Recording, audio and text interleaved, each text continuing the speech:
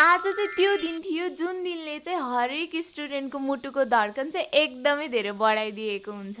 अनि त्यो दिन चाहिँ हो रिजल्ट आउने दिन। मेरो रिजल्ट कस्तो आयो भनेर चाहिँ म लास्टमा गएर भन्छु है त।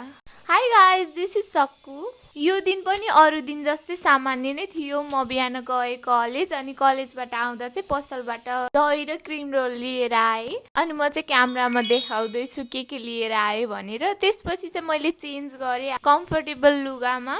हाम्रो थर्ड इयरको रिजल्ट आउनेवाला छ भनेर हामीलाई 1 महिना अगाडि नै नोटिस आएको थियो, बट त्यो दिन आज हो भन्ने चाहिँ हामीले एक्सपेक्ट नै गरेको थिएनौँ। त्यसपछि एज युजुअल मैले चाहिँ खाना खाएँ, अनि धोएर राखेको लुगाहरू चाहिँ पट्याएर राख्न थालेँ, अनि बेड पनि मिलाएँ। अनि त्यसपछि प्यासेज पनि 4 रहेछ, मैले चाहिँ त्यो सफा गरेर सावर लिएँ। अनि एकछिन चाहिँ म बाहिरतिर गएँ। बाहिरको मौसम चाहिँ यस्तो रहेको थियो। यतिकैमा टाइम भयो नमाज पढ्ने। Then I did my prayers.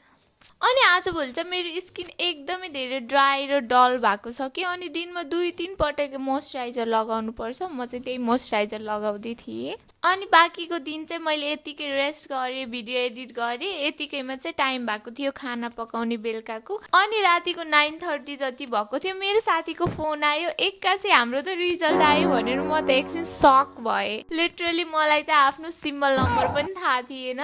Somehow मैले चाहिँ आफ्नो रिजल्ट हेर्न सफल भएँ, अनि म चाहिँ पास पनि भएँ। रिजल्टको कुरा गर्नु पर्दा चाहिँ डिसेन्ट नै मार्क्स आएको छ, मैले एक्सपेक्ट गरेको जस्तै। And that's it for today. Thank you so much for watching.